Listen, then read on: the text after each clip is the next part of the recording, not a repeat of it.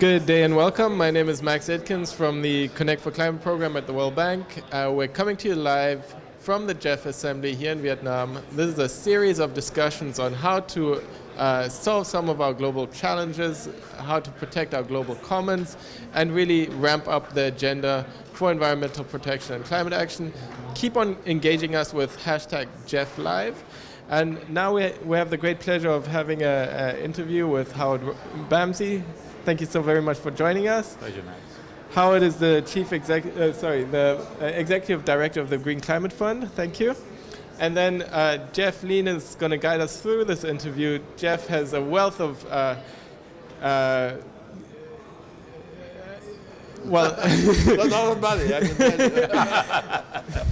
No, you've been in the industry for a while. You're one of the well-known environmental journalists, and you've been reporting on the issues for, I take it, over 50 years. About 50 years. Roughly. Well, over to you, Jeff. Thank you very much. Well, thank you, Max. Howard, I don't think many people have heard of the Green Climate Fund. There's many people who will be listening to this. Can you explain what it is and what you do? Sure, yeah, and I'll then, if I remember, I'll explain why, from our business model, even people we're supporting sometimes haven't heard of us. Yeah. But we're part of the climate finance landscape. We were established some time ago, about 7 or 8 years ago, but have really only been operational for about 2 years. So that's the key reason why yet many of the people here haven't heard of us. We're new. Yeah. We're part of the, as I said, of the climate finance landscape, but we share with the GEF the role as being part of the financial mechanism, the implementing aspect of the financial mechanism of the UN climate process. Yeah. So we're here because the GEF is a sister organisation in that context. Our role is very specific. It's to support developing countries take the climate action that they choose. Not the climate action someone else has suggested for them, but the climate action they choose to take. And that's a very particular part of our mandate. We are also intended to support climate action that is transformational. We use the phrase paradigm shifting. I think of it as the sort of action that when it's occurred, something has changed that's fundamental, that's systemic, or that's of a different scale from happened before. So we do have, though we are part of the several different climate finance channels, we do have a very special and particular mandate. So it's quite close to GEF in many ways. I mean, you're working through other bodies, you're doing what the countries themselves want to do. Indeed. And you're working for transformational change. Yes, indeed. We came at a different time, a bit later than the GEF, but because we are at least in the same game on occasion, because they have, of course, other roles, they're not focused exclusively on climate change as we are. We have been working very hard to make sure, in the interest of the countries we both serve, that we work together much more effectively. And through this meeting, this assembly meeting, we've been meeting with countries because very often the GEF and the GCF are working with the same people in countries. We've been working with them to give us more guidance on how we can work together, that is the GEF and the GCF work together in their interest. So it's a big, it sounds a bit academic, but we've been told in unequivocal terms here at this meeting that it is not academic and that we have to be much more effective. And you've even got some kind of formal agreement, haven't you, recently with the GEF? Well, we work in a very organic way with the GEF and also with the Adaptation Fund, which is part of the climate finance landscape as well, and the Climate Investment Fund. So what we're trying to do is build a much stronger partnership is hardly an adequate word for what we're trying to do.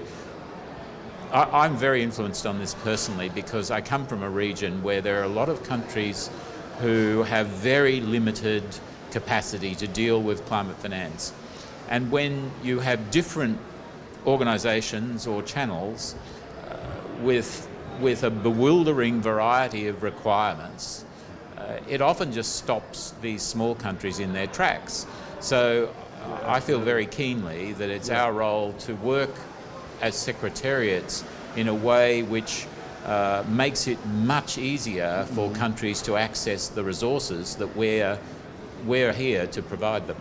And which region is that, and how did you get into climate finance? That's the Pacific. I'm from Australia originally, and you'll find there's a diaspora of Australians in climate finance all around the world, partly because Australia was one of the first countries to embark on what now looks like a series of experiments in climate finance many years ago.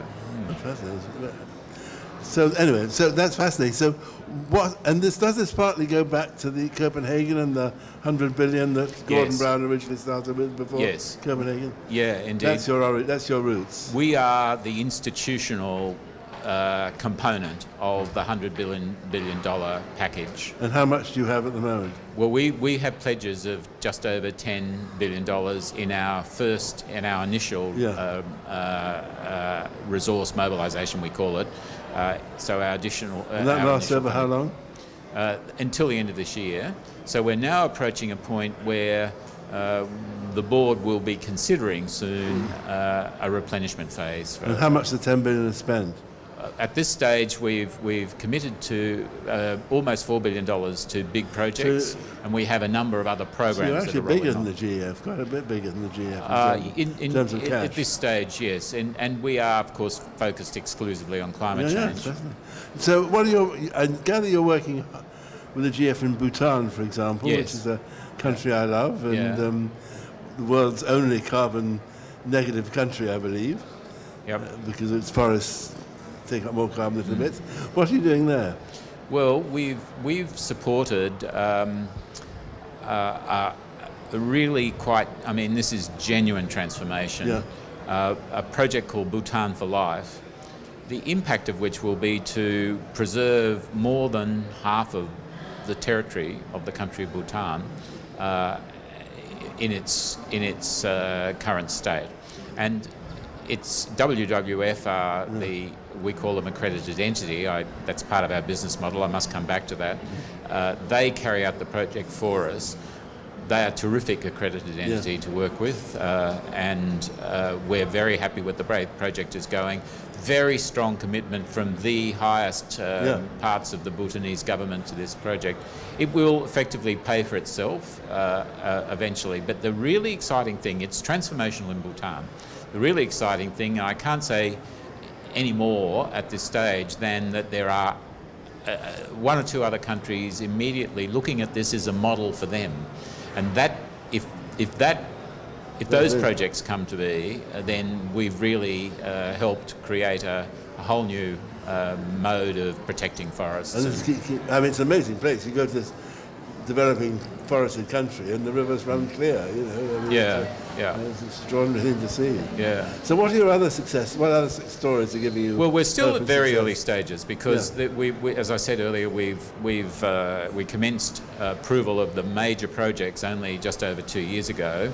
But already there are some really interesting impacts, I think. We have a project in East Africa which is being operated by the Acumen Fund. It's a not-for-profit company based in New York, and they've,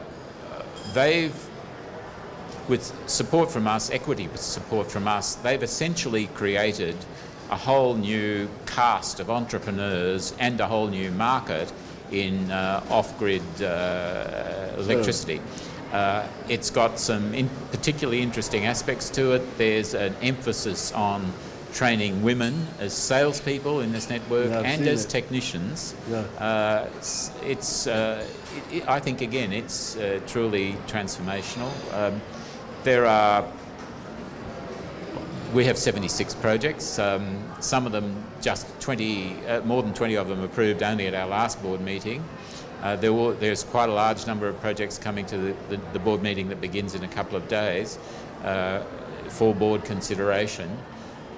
There's a great variety in our portfolio, as you'd expect, a big emphasis on renewable energy and energy efficiency. And I think we heard just a day or so ago from our focal point, our nationally designated focal point here, of the strong support from the government of Viet Nam for a new project just approved by our board on industrial energy efficiency.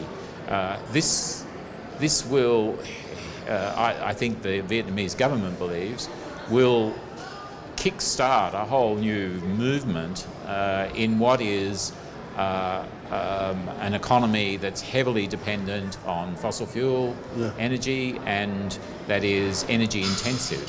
So if that will be the case, then that will be another very great success. It is beginning to move away from fossil fuels, isn't it? Yeah. Now, very recently. Yeah. But that's very encouraging. And so why is this assembly important to you?